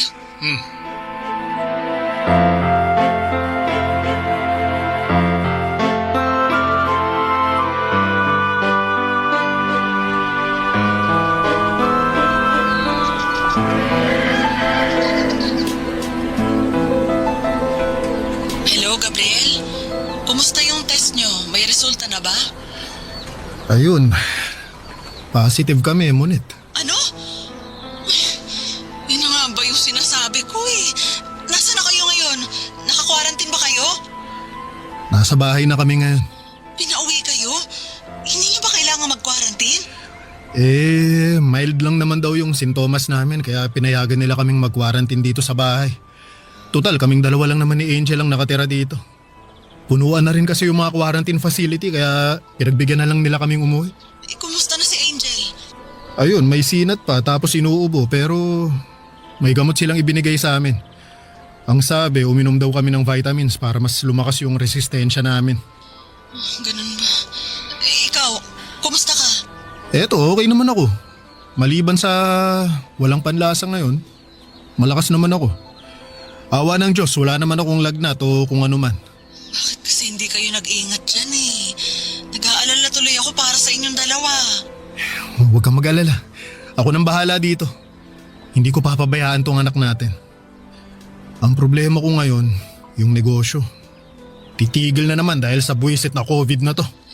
Huwag mo nang problemahin yan. Magpapadala na lang ako ng panggastos nyo. Ang isipin mo na lang muna yung kalusugan nyo. Kung magpapadala ka, isend mo na lang sa kapatid ko. Siya yung nag-grocery para sa amin eh. Siya ngayon yung nagdadala ng pagkain. Hindi ako makapagluto, wala akong panlasa eh. Sige. Kakausapin ko siya mamaya.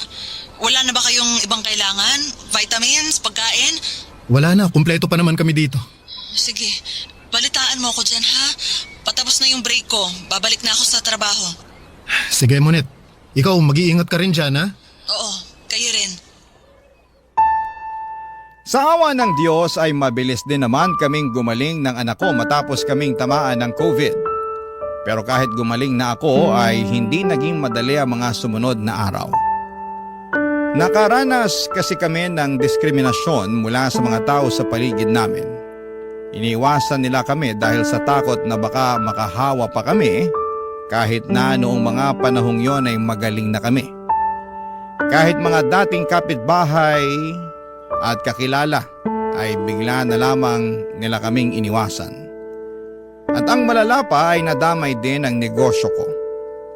Papadudod simula nang kumalat ang balitang nagka-COVID ako ay nawala na ako ng customer na gustong mag-order sa akin ng pansit.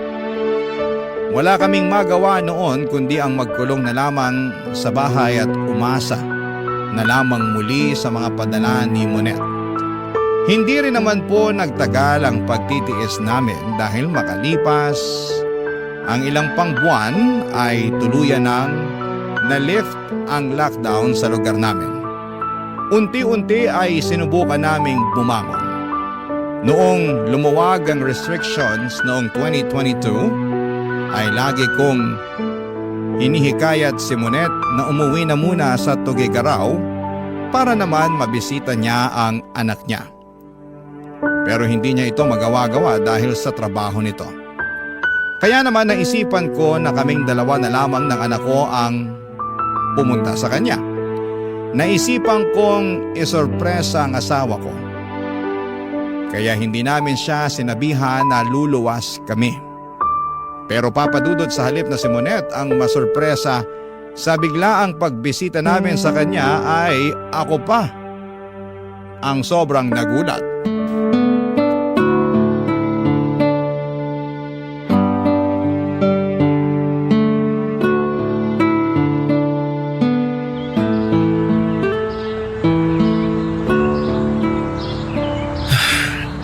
Ito na yata yung apartment ng mama mo. Angel, pagkabukas ng pinto, sigaw ka ng surprise ha. Opo, Papa.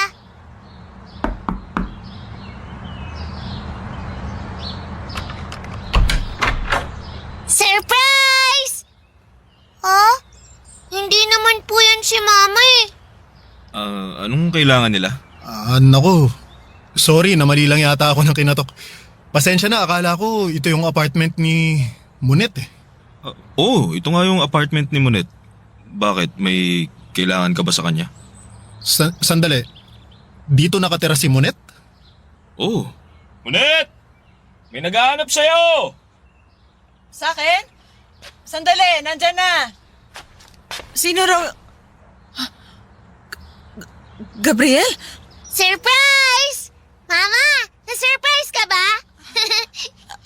Anak, Gabriel, anong ginagawa niyo rito? Bakit hindi kayo nagsabi sa akin na luluwas kayo? Hindi ka makauwi ng Tuguegarao kaya kami na mismo yung bumiyahe para sa'yo. Gusto ka sana naming isurprise ng anak mo. Mama, na-surprise ka ba? Oo, anak. Sandali lang ha. Leandro, doon ka muna sa loob, please. Sige, maiwan ko muna kayo. Gabriel, sana nagsabi kayo na luluwas pala kayo para nakapaghanda ako. Sino yung lalaking yun? Akala ko ba mag-isa ka lang dito sa apartment mo? Si ano yon? Si Leandro, katrabaho ko. Binisita lang niya ako kasi may nagpapatulong ako dun sa laptop ko. Nagka-problema kasi. Inaayos lang niya. Inaayos niya yung laptop mo na ang suot lang, naka-boxers. Halos wala nang saplot yung kasama mo sa apartment. Sasabihin mo sa akin inaayos niya lang yung laptop mo? Pinaglululoko mo ba ako, Munit? Gabriel, magpapaliwanag ako. Lalaki mo ba yun, ha? Huwag naman dito sa harap ni Angel. Mag-usap tayo ng pribado. Sagutin mo ako. Lalaki mo ba yun? Gabriel! Ayaw mo sumagot? Pwes ako magtatanong sa kanya. Gabriel! Sandali lang. Nasaan siya, ha? Monet, may problema ba? Ikaw? Sino ka, ha? Anong ginagawa mo dito sa apartment ng asawa ko? Pare, relax ka lang. Anong relax? Nakatayo ka rito sa harap ko na halos wala ka ng suot? Sasabihin mo mag-relax ako? Sagutin mo yung tanong ko. Sino ka? Gabriel naman. Huminahong ka. Naririnig ka ng anak mo. May relasyon ba kayo? Ano? Gabriel, kung ano man yung iniisip mo, nagkakamali ka. Pwes ano? Mas mabuting sabihin mo na sa kanyang totoo, Monet. Wala na tayong takas eh. Bistado na tayo. Leandro, tumigil ka nga dyan. Huwag ka na nga makialam dito. Nagsasama na kami ni Monet. Yun ang totoo. Leandro! Walang hiya ka. Kaya pala ayaw mong umuwi sa Tugigaraw, may iba ka na palang kinakasama dito? Kailan pa? Ha? Kailan mo pa ako niloloko? Simula nung nagkaanak kami. Leandro, tama na please. May anak kayo? Gabriel, I'm sorry. Angel, halika na. Umuwi na tayo, Angel. Halika na.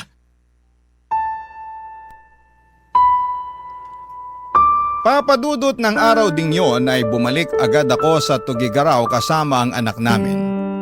Buong biyahe ay pinipigilan kong umiyak. Gusto kong maging matatag para kay Angel pero sa bawat tahimik na sandali ng biyahe, naririnig ko ang tibok ng puso kong durog na durog. Pagdating sa probinsya ay paulit-ulit akong tinatawagan ni Monet. Nang mga panahong yon dahil sa galit ay hindi ko pa magawang sagutin ang tawag nito. Wala pa akong lakas ng loob na marinig muli ang boses niya. Kahit wasak na ang loob ko ay itinago ko sa mga kaibigan at kamag-anak namin ang totoong mga nangyari. Ayaw kong kaawaan ako ng mga tao. Ayaw ko ring husgahan si Monet ng iba at higit sa lahat ay ayaw kong pagpiestahan ng mga tao ang buhay namin. Sa halip ay tinuong ko na lamang ang sarili ko sa muling pagpapatakbo ng aking pansiteria. Hindi ko na maatim na tumanggap pa ako ng kahit na anong kusing mula kay Monet. Kaya napilitan po akong umutang para lamang makapagsimulang muli. Sa awa naman ng Diyos ay unti-unti ring bumalik ang mga suki ko. Mahirap man ang pinagdaanan ko noon ay pinilit kong isantabi ang nararamdaman ko para sa anak ko. Sa halip na hayaang lamunin ako ng galit at lungkot, ay pinili kong magpakatatag dahil alam kong sa kabila ng sakit, kailangan kong magpatuloy dahil ako lamang ang aasahan ng anak ko, Papa Dudut. Barangay Love Stories. Barangay Love Stories. Noong napayagan si Monet na magkaroon ng hybrid work setup ay agad-agad siyang umuwi sa probinsya. Ang sabi niya ay gusto niya makipag-usap sa akin at ayusin ang lahat. Ngunit pagdating niya ay naging malamig na ako sa kanya, Papa Dudut. Hindi ko siya kinibo at hindi ko siya kinausap. Sa totoo lang ay hindi ko pa rin lubos maisip kung paano ko siya mapapatawad sa ginawa niya sa akin.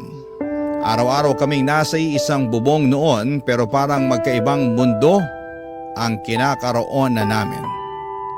Kung dati puno ng tawanan at kwentuhan ang bahay, noong panahon na yon ay puro katahimikan ang bumabalot sa pagitan namin. Ramdam ng bawat isa ang bigat ng hangin. At sa tuwing sinusubukan niyang lumapit ay ako naman ang lumalayo, Papa Dudut. At dahil nga sa sama ng loob ay unti-unti akong natutong uminom. Sa umpisa ay isang baso lamang para pampatulog. Pero habang tumatagal ay naging sandalan ko na ang alak sa tuwing bumabalik sa isipan ko ang mga eksenang ayaw ko nang maalala. May mga gabi pa nga na sa mismong pansiteria na ako natutulog. Hindi dahil sa pagod, kundi dahil ayaw kong makita si Monet Papadudot. Isang gabi matapos ang inuman namin ng mga empleyado ko sa pansiteria, ay pinuntahan ako doon ni Monet para mapag-usapan ang problema naming ilang linggo na rin naming iniiwasang harapin, Papadudot.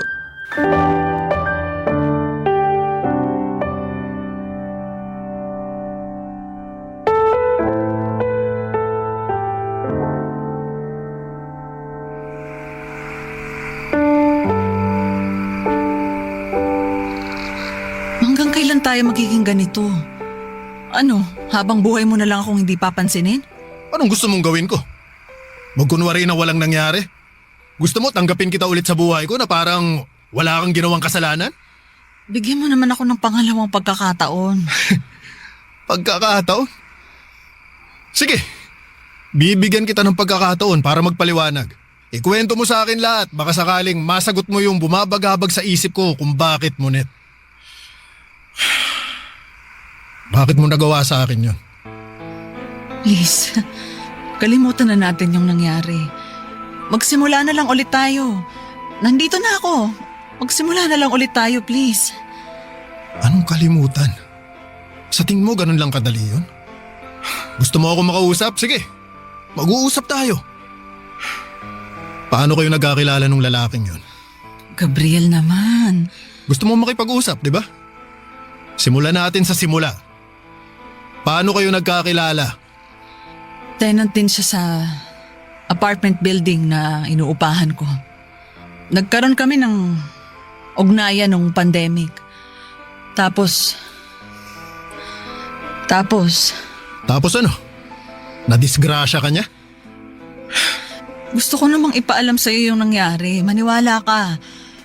Pero hindi ko alam kung paano ko sasabihin sa'yo yung totoo. Natakot ako. Alam mo, sa lahat ng tao, hindi ko inaasahan to mula sa'yo, Monet. Mag-isa lang ako noon. Wala akong kasama. Wala akong makausap. Si Leandro lang yung tanging katuwang ko noong mga panahong yon. Kaya ka nagpabuntis. Hindi ko ginusto yung nangyari. Hindi ginusto? Magkasama kayo sa iisang apartment. Sabay kayong nagpapalaki ng batang binuon yung dalawa. Tapos hindi mo yun ginusto? Naipit lang ako sa sitwasyon. Talaga lang ha? Alam mo, ito yung hindi ko maintindihan eh. Paano mo nasisikmurang makipag-video call sa akin gabi-gabi habang may kasama kang ibang lalaki? Paano mo nagagawang mag-I love you sa akin habang harap-harapan mo pala akong niloloko? Gabriel, mahal kita. Alam mo yan. Kung ganun, bakit mo ako niloko? Ha? Bakit, Monet? Anong pagkukulang ko? Anong nagawa kong mali, ha? Bakit mo ko kailangan lokohin ng ganito? Gabriel, walang mali sa'yo. Wala kang pagkukulang. Sadyang malandi ka lang. Gabriel! Alam mo kung anong masakit? Ha? Niloko mo na nga ako. Nagpabuntis ka pa. Anong sasabihin natin ngayon kay Angel? Paano natin ipapaliwanag sa bata na yung nanay niya nabuntis ng ibang tao kaya ngayon may kapatid na siya sa labas? Sabihin mo, Monet, ha? Sabihin mo sa akin kung paano. May intindihan naman siguro niya kapag lumaki na siya. Hindi, Monet. Hindi niya kailangang intindihin yun. Hindi dapat iniintindi yung bagay na ginawa mo eh. Bakit ka namin kailangang intindihin? Nagtaksil ka, yun ang nangyari, tapos! Ano bang kailangan kong gawin para mapatawad mo na ako? Gagawin ko lahat. Talaga? Kaya mong iwan yung lalaking yon? Kaya mong talikuran yung anak mo sa kanya? Kaya mo bang itapon yung buhay na binuo mo sa Maynila? Oo. Kaya ko. Gagawin ko lahat ng yon. Mapatawad mo lang ako. Basta bumalik lang tayo sa dati. Sige, Monet. Gawin mo.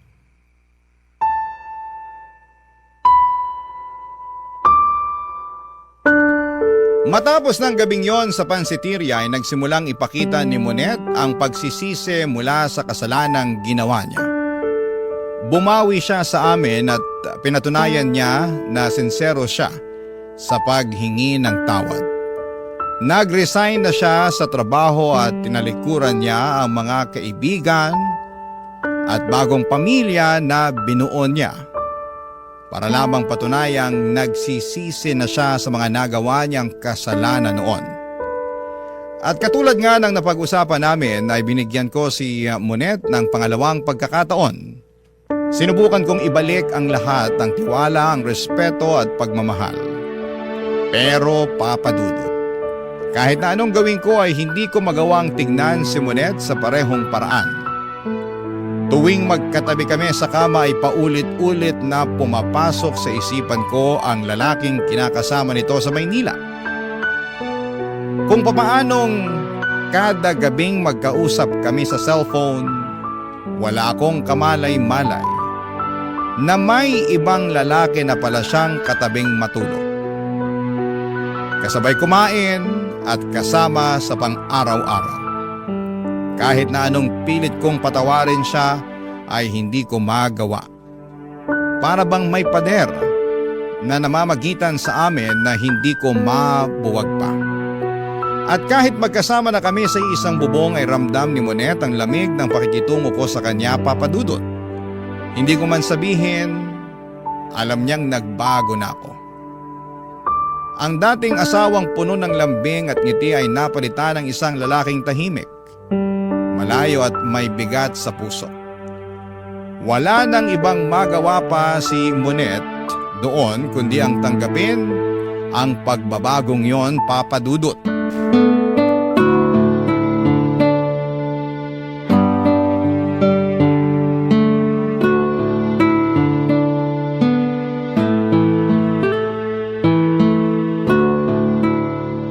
Sandali, mag-usap nga tayo. Gabriel, Ano? Pagod ako sa trabaho, Monet. ilang buwan na tayong ganito. Hanggang kailan mo ba itatanim dyan sa puso mo yung galit na nararamdaman mo? Anong magagawa ko kung hindi pa kaya ng puso kung tanggapin ka? Kahit magpakitang tao ka na lang sana, para sa anak natin. Ngayon, concerned ka sa sasabihin ng anak natin? Sana naisip mo yan bago mo kami pinagtaksilan. Gabriel naman, araw-araw mo na lang bang isusumbat sa akin yung nangyari? Bakit? Nahihiya ka? Paano tayo makakapagsimula niyan kung lagi mo na lang inuungkat yung nakaraan? Hindi ba pwedeng kalimutan na lang natin yung nangyari? Patawarin mo na ako alang-alang sa pamilya natin. Ngunit sa tingin mo hindi ko ginawa yan? Sinubukan ko. Pilit kitang pinapatawad, pilit kong kinakalimutan yung ginawa mo. Pero wala eh. Kahit anong gawin ko, masakit pa rin. Paano ko aalisin sa utak ko na nagkaroon ka ng ibang lalaki sa Maynila? Paano ko itatago yung katotohanan na may ibang anak ka na? Ha? Kaya pasensya na. Pasensya na kung hindi pa rin kita mapatawad hanggang sa ngayon dahil hindi ko talaga kaya. Hayaan mo naman akong buuin ulit yung pamilya natin. Mahirap bang magbigay ng pangalawang pagkakataon? Nagkamali ako, oo. Aminado ako. Pinagsisisihan ko na yung nangyari. Pero Gabriel naman, subukan ulit natin. Sirang-sira na ang tiwala ko sa'yo, Monet. Hindi ko alam kung kakayanin ko pang ibalik yung tiwala ko sa'yo. Pero kakayanin mo kung gugustuhin mo. Gustuhin ko man, hindi na pwede. Basag na yung tiwala ko eh.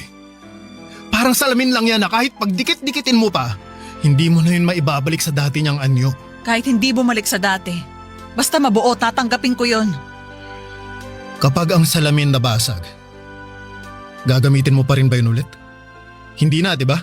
Ano ba dapat ginagawa sa basag na salamin? Itinatapon na yun. Anong gusto mong palabasin? Sinasabi mo ba na hindi na talaga natin maaayos to? Monet, mas magiging masaya ako kapag iniwan mo na kami ng anak mo.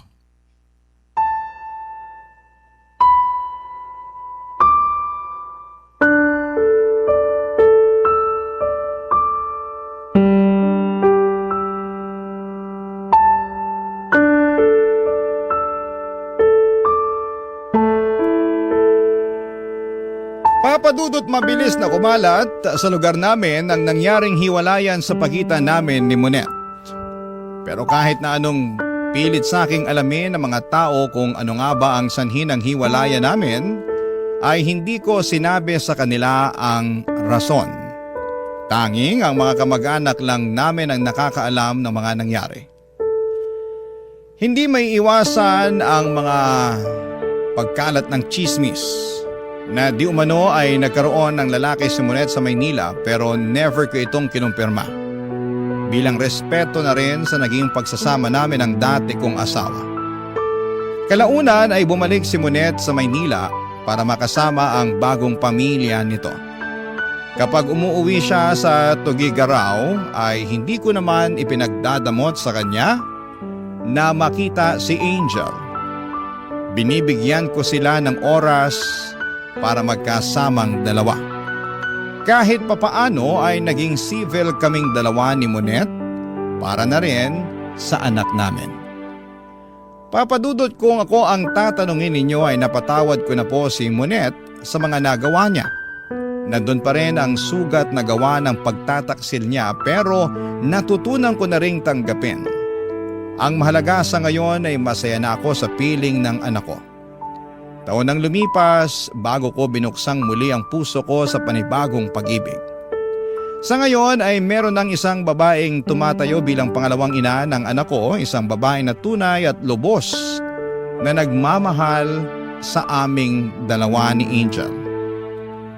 Ito po ang aking kwento at maraming salamat po sa inyo, Papa Dudut, sa pagbabahagi ninyo ng aking kwento sa inyong programa. Mabuhay po kayo at naway hindi kayo magsawang magbahagi ng kwento ng mga katulad ko na tagahanga ninyo. Ang inyong kapuso at kabarangay forever, Gabriel. Anong say mo sa Barangay Love Stories na ito? Pagkwentuhan natin sa comment section yan.